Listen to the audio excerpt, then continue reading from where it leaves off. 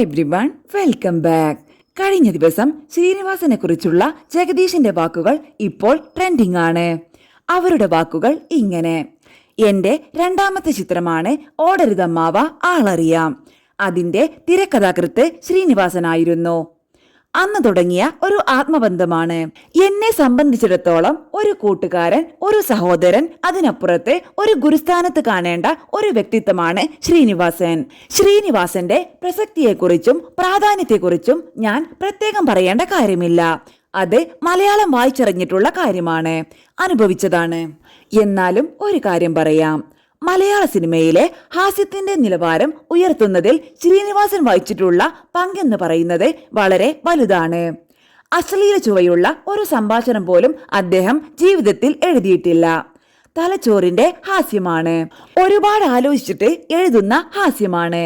ഞാൻ അദ്ദേഹത്തിന്റെ റൂമിൽ പോകുമ്പോൾ പലപ്പോഴും കണ്ടിട്ടുള്ളത് പേപ്പർ ചുരുട്ടിക്കൂട്ടി നിലത്ത് കിടക്കുന്നതാണ്. എഴുതി റിഫൈൻഡ് ആക്കി.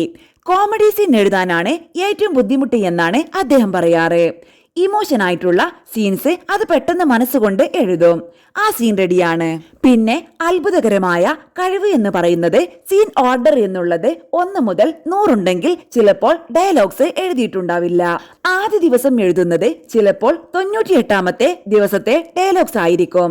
അത്രയ്ക്കും മനസ്സിൽ പതിപ്പിച്ചാണ് എഴുതുന്നത്. പ്രേക്ഷകരുടെ നിലവാരം ഉയർത്തുന്നതിൽ ശ്രീനിവാസൻ വലിയ പങ്ക് വഹിച്ചിട്ടുണ്ട്.